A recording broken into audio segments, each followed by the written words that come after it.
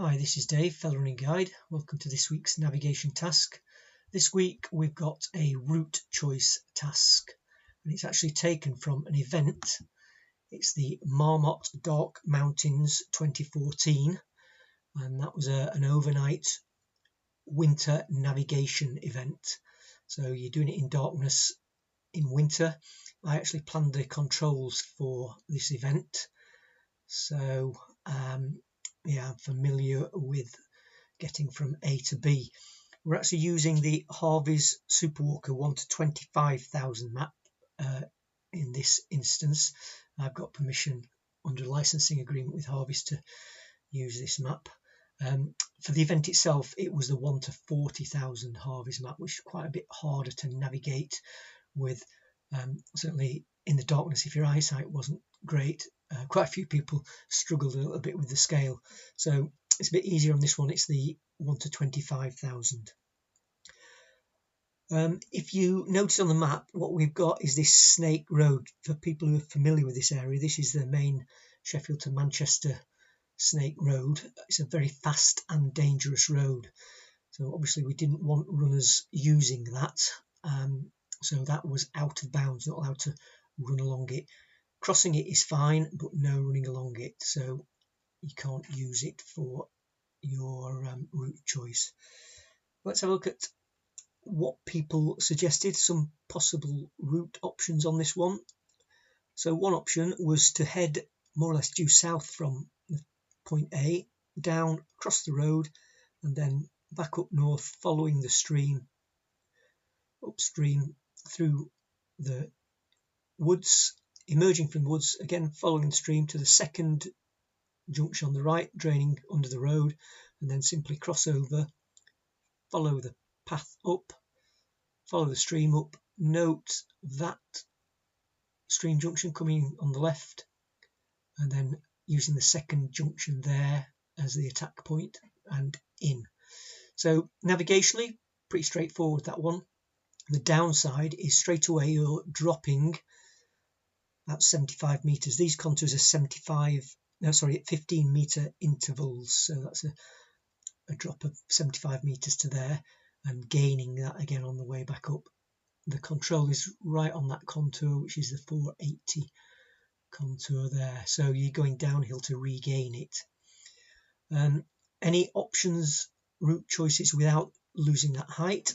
Well, yes, some people suggested we could just handrail the edge of the forest along this fence line here, and then from here again we've got a fence dropping in, follow that all the way along into Upper North Grain, and then same as before. So that would work without losing that height to start with. The downside of that is here you're dropping very steeply down into this stream to climb out the other side and around, so you might want to avoid doing that.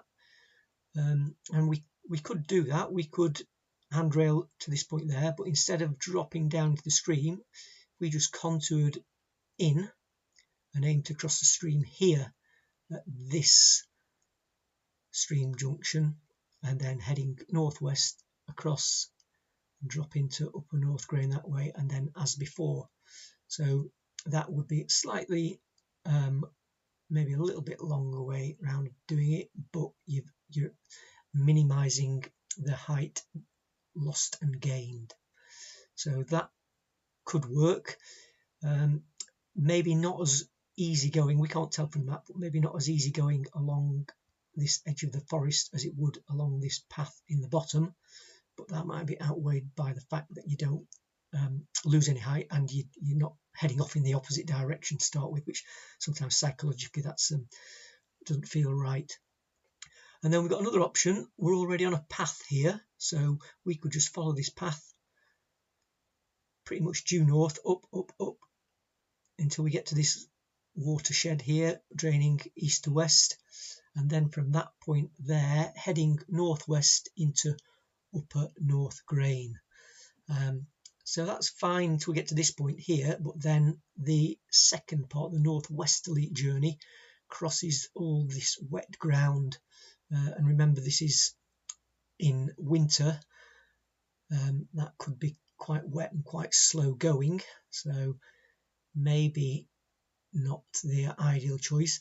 Also on this, once we get into this round here, we're losing, not necessarily losing sight, but we're losing contact with exactly where we are. The other two options have pretty much known where we were all the way along and not had too much of a compass bearing to worry about too much. Whereas on this one here, we've got to work on a reasonably accurate compass bearing. I'll just put some arrows on the map to illustrate that. So I've zoomed in a little bit so we can see the detail a little bit more clearly. So if we were to get to the end of this path and then take a compass bearing northwestwards, see here we've got these streams to cross over, and then here, and then we have to be careful where exactly we hit this upper north grain. If we hit it at this point here, we'd be okay, because we can see that as we hit the stream, it's running more or less north-south there, so that would confirm where we were at. We'd know that we hadn't gone too far north. Whereas if we'd somehow, we wanted to go on that bearing, but imagine somehow we got drifted off a little bit and we ended up going too far north and we hit this stream here, then would we know that we were there, or would we think we'd hit the stream down here somewhere where it's also running northeast southwest? So we have to be fairly accurate to hit the stream in the middle on this north-south bit, because we wouldn't want to be turning off and then disappearing off the map thinking that we were down here somewhere. So that's your options there. So there are a few different options. There's not see any one right way. There's the easy navigation way that loses height, the little bit more harder running that doesn't lose as much height, and then the bit across the middle. So horses for courses really. People went different ways on the actual event, but hope that gave you some food for thought. It'd certainly be a lot different in the daytime when you could see where you're going.